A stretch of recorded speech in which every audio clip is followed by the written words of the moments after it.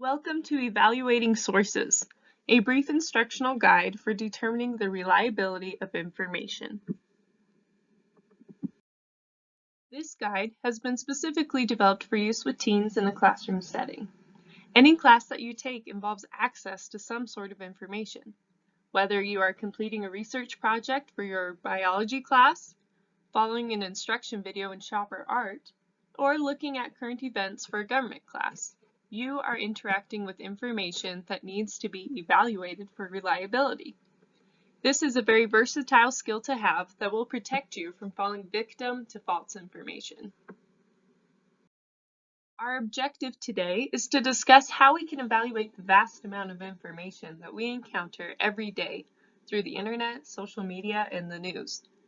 The big question for today is, how do you know if you can trust the information that you are hearing or accessing? We are going to learn a simple tool called the CRAP test, which will help you determine what is crap and what is not. By learning this skill, you will be able to evaluate how trustworthy the information that you come in contact with is, whether it's an article on social media, a news story, a website, or any other source of information. You may be wondering, why do I need to know how to evaluate information? The short answer is that this skill will help to protect your privacy, your health, and your financial well-being. Anyone can post anything online. There is no review process on the internet. Many of you have probably encountered home remedies and quick fixes for your health online that say, try this for quick results. How do you know that you can trust that information to help and not hurt your body? I bet most of us have tried life hacks that we have seen or heard online, or shared false information on social media without even knowing it. There's false information everywhere you turn about finances, politics, products, and so much more. Falling victim to false information or fake news could cause you to lose money to false advertisements, make poor health choices, influence your political decisions, or even lose a job for spreading or trusting false information. Let's jump into the CRAP test to learn how we can evaluate information. I like this test because it is easy to remember and it is not a long, inconvenient process. There are 5 pieces of information I want you to look at: currency, relevancy, authority, accuracy, and purpose. This will become a quick, natural process for you to do mentally if you use it just a few times. Convenience is the biggest culprit for the access and spread of false information.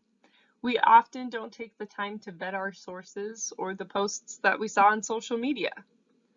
Although there are many methods for evaluating information, I love this method, which is designed to be a quick and easily applied process. The first thing that I want you to look at is currency.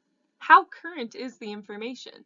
You don't want to be following inaccurate or outdated information. Some information changes over time as discoveries are made, while others remain fairly constant.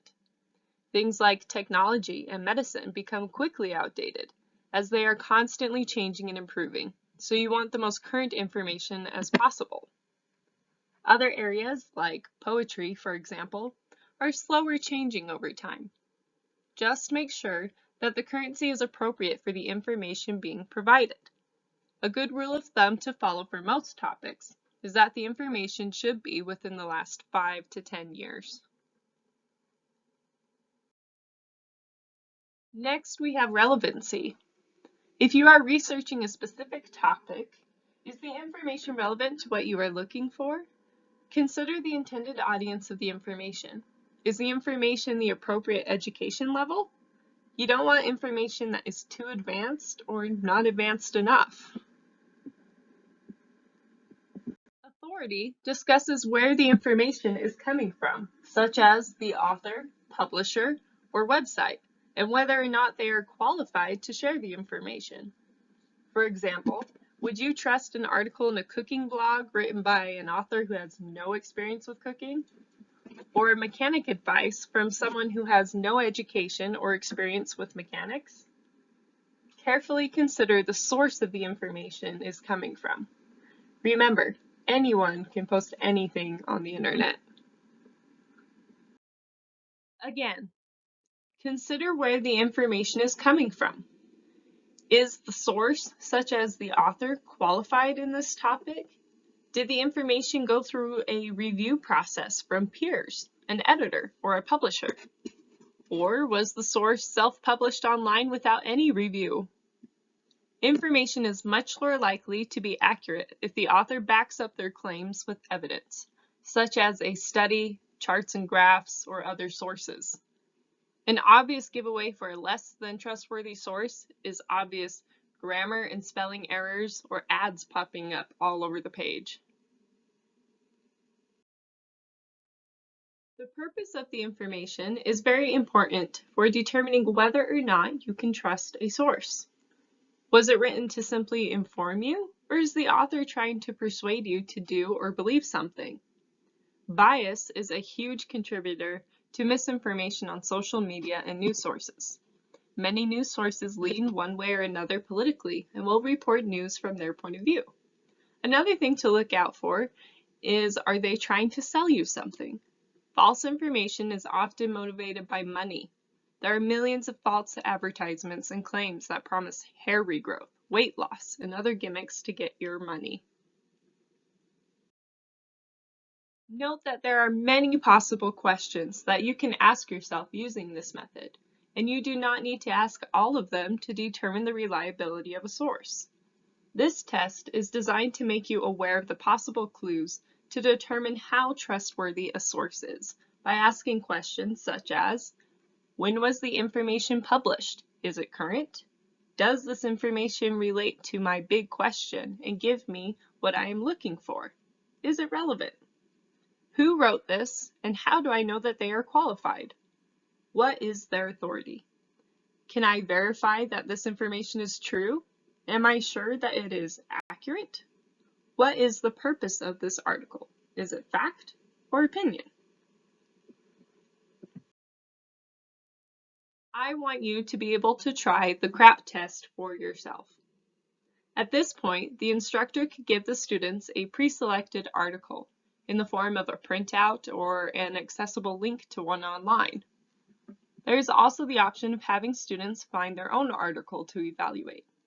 This could be done in groups, with a partner, or on their own. Each student would also be given a small handout with the CRAP test on it to follow.